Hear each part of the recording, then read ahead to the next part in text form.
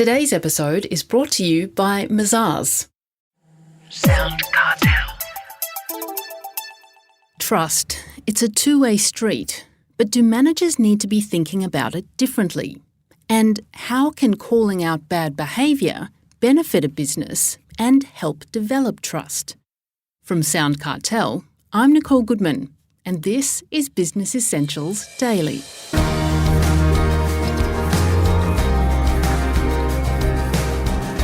Managers waste far too much time and energy following an outdated idea that trust must be earned and not given. That's the view of Mark LeBusque, Harvard-trained consultant and founder and director of The Human Manager. Mark also believes that bad behaviour in the workplace must be called out. But can the trust of employees be returned by management supporting staff who choose to speak out? Mark will tell us a bit later. But first, he explains to me why implicit trust should be given to staff from the word go.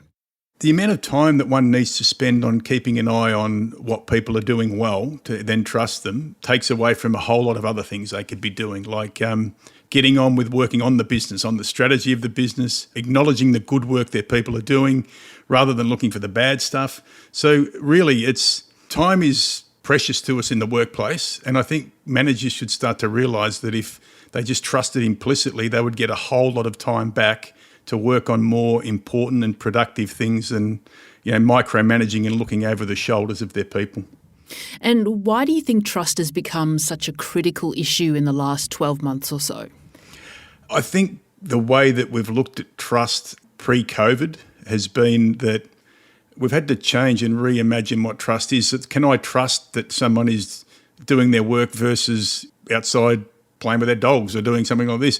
Trust has always been about seeing what's going on. Now we've just got to be in a situation where we say, I trust that that person that is working for me is working and the work's getting done. And what we've found from this, I'm going to call it an experiment, is that it's actually worked, is that we have to just trust that people turn up with good intention to do good work. So I think there's been some really good outcomes on building trust, although the Edelman Trust Barometer tells us that trust is still going down in leadership and media and government. So a lot of work to be done still. Well, it may sound obvious, but why is trust such a critical factor in hiring the right people for your business? Well, I look at trust in three ways. One is motive, and that means, do you have my back? One is capability, can you do the job? And the other is reliability, do you do what you say you will? It's critical in hiring because I'm going to say it's a gut feel thing. I can look at fancy resumes and capability, but when I'm hiring someone, I know very quickly, I get a gut feel on it, and I think it's about not ignoring your gut.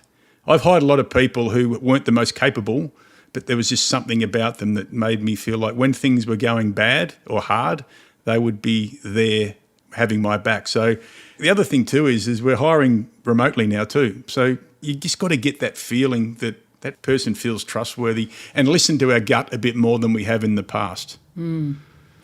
For managers with an open door policy for reporting of bad behaviour, how do they avoid a revolving door of tattletaling or petty complaints?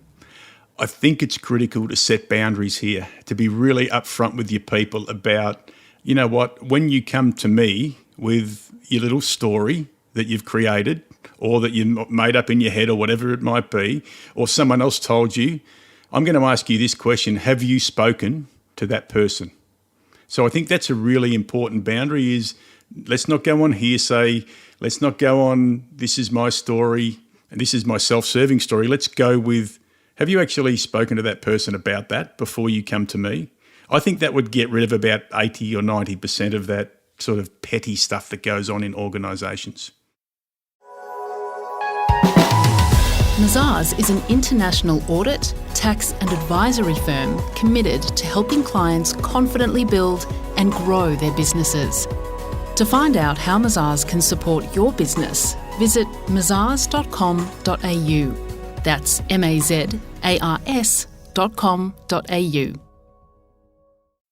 You have 3 reasons why stepping up and choosing not to look away can benefit the business. And the first is to redefine and set the new standard for leadership. Every time something is not right in the business, it provides an opportunity for people to step into their new standard of leadership and for what's acceptable. It's the lowest denomination of behaviour is what we accept. What I'm saying is take that to the other degree and role model the sort of behaviour that you want, not just yourself, but for others to demonstrate in the business. And if that includes calling out the bad behaviour, not just at your level, but above your level, even though it's risky, I think that's how we start to set a new standard for what's acceptable in an organisation and what isn't. Well, the second reason is one we see reported in the media all the time, and that is that these role models actually give others the strength to follow. Yeah, and look, I think this isn't necessarily the exclusivity of the manager, or let's call it the leader. I think this is anywhere in your organisation. Those people who are courageous enough to demonstrate leadership, and it's about what you do, not what your title is. Many times I've walked out of meetings and someone would be like, "Oh, that was amazing what you just said in there." And I'm like, well, now it's your turn. So I think by stepping up and doing that, knowing that butterflies in the tummy and it's a bit risky, but looking the other way is not the way to do this sort of stuff. And the third reason you say is to shine a light on bad behaviour. Tell us a bit more about this one. Well, how long have we got? The bullies and the passive aggressives are very, very good at lurking in the shadows, I say. They do their best work not in the spotlight. And I think part of the role is when that stuff is happening is that you shine the light on that sort of behaviour. So don't allow the bullies to do their work in the background. Call them out when you see it. And what will start to happen is they'll stop doing it if you call that out, but don't allow them to even one opportunity to get away with doing it. So finally, Mark, what is your advice for managers that want to trust their staff and for their staff to trust management as a safe place to air behavioural concerns? We get back to the intention that sits behind what they're doing. So first thing is just implicitly trust that people come with good intention to help you make progress and to serve your organisation. Also call it out when you don't think that, but we've got to get away from the idea that people earn your trust by doing the right thing. No, it's got to be more about, I trust that when you come to me with a concern, that you come with good intention. We'll talk about it, we'll go through it, we'll set some boundaries. And if there's an issue there, I'm going to step into it, address it, and I'm then going to come back to you with some sort of outcome or solution. I think that's really, really critical. But let's just trust. We've started to trust people in the last 18 months. So let's just continue to reimagine what trust is. That was author, speaker and coach Mark LeBusque.